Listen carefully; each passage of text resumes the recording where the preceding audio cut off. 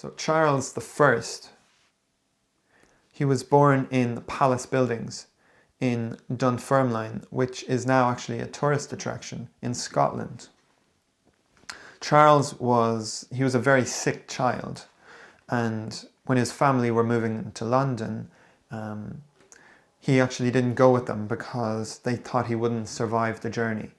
You know, he couldn't order an Uber or a plane or a boat or anything.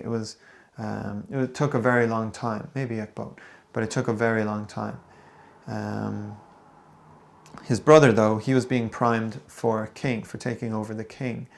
And he was pretty much the opposite to him. He was a healthy, fit, extroverted guy, but unfortunately he died of a disease. So he was a disease called typhoid fever. And then him, as the second male of the family, artistic, introverted Charles, he succeeded his father as heir to English, Irish and Scottish thrones at 12 years old. I mean, you know, what were you doing at 12 years old? I certainly wasn't managing 3 countries. But the Duke of Buckingham, who was his father's first and favourite advisor, he became Charles's advisor also.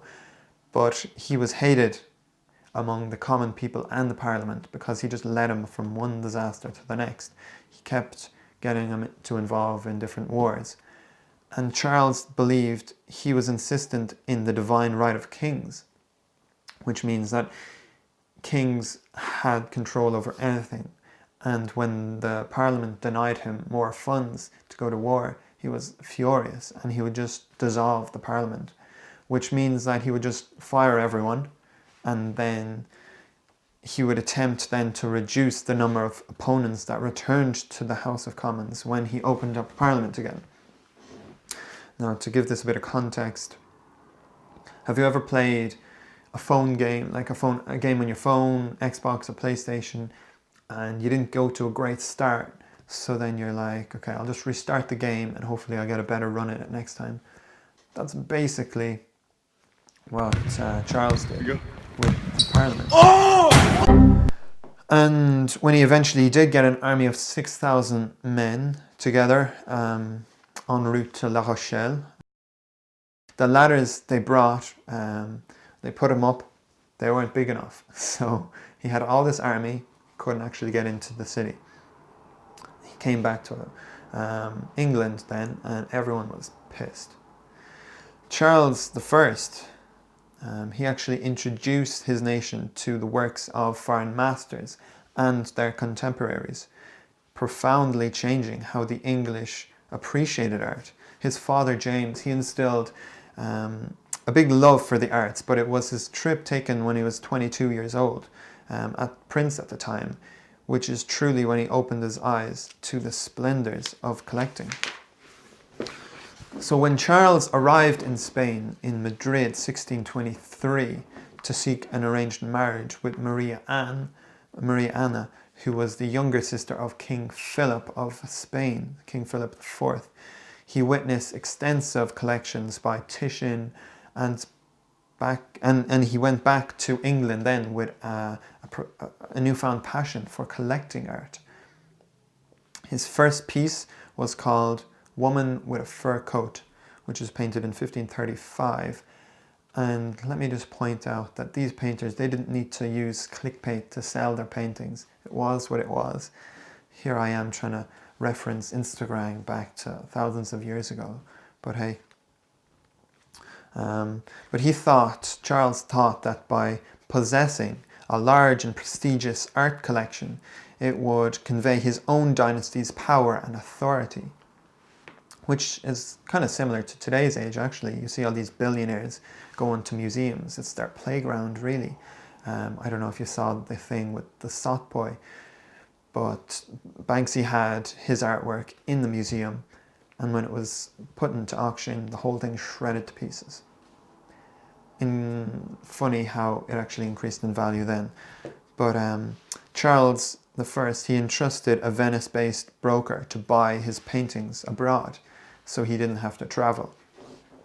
And this is harder than you might think, because you can't necessarily show someone what it looks like without seeing it. He could describe it in words, but he didn't have any Snapchat or Instagram to send him a story or anything like that. So for when it came to one of the Mantegas, one of the most sought after pieces of the time in collections, he spent £18,000 on it, but he was very hesitant at the start. So Buckingham, or this broker, he convinced him that this was actually one of the best artworks and it would be the best of his collection. He had a lot of really, really good stuff by Raphael, St. George and the Dragon, as well as Leonardo da Vinci's St. John the Baptist. So he basically traded in a couple of his works, Titian and Hans Holbein the Younger, to get each of them. He then got a painter, a man called Anthony van Dyck, who soon became his court painter. He painted hundreds of paintings for him and his family and him and his wife. But meanwhile, he would continue to rage quit and dissolve the parliament. His advisor Buckingham, he was murdered, and then Charles started a civil war against the parliament. Mainly John Pym, who started it against him, who originally asked him to leave, say, the army, the church and the royalties all to the parliament to deal with. Since Buckingham was dead now and he couldn't give him advice, he was like, nah, not having it. And he was like, I'm going to go to war with you. So it all started off well for Charles in the Civil War. He won a few battles, but unfortunately didn't win the war, thanks to Oliver Cromwell, who sided with the parliamentarians, and then within a few years he had defeated Charles' army and captured him.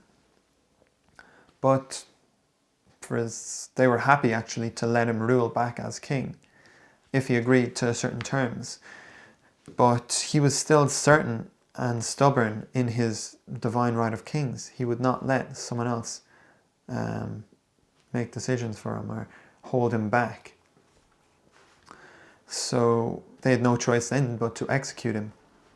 And his closest friend, the Duke of Richmond, said, "A crown so nearly lost was never so easily recovered as this would have been." Now, at the time of his death, he amassed a collection of over 2,000 artworks, which were then auctioned off by Oliver Cromwell when he died. Well, there you go. So that's basically 3 stories from the history of art and a mix of some crazy rulers and leaders. And I'm eventually going to merge this then into film history. And originally I had no intention of including art into this, but it is actually very relevant to videography and film today. Like, you see so many directors get inspired by different works. Like I said in the introduction, how Caravaggio actually inspired Goodfellas and that theme.